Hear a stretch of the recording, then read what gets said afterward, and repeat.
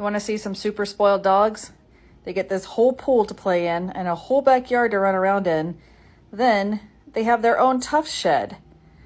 Now, this tough shed, as you can see on the side, has an air conditioner in it and a heater. They've got the whole side of this house, a doggy pool, a shade, running water for fresh water.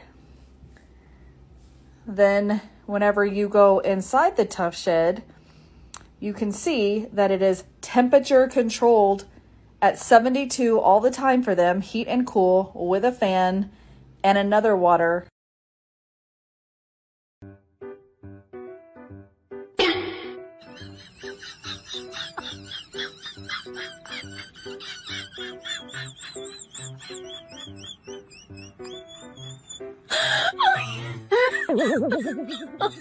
Oh my God.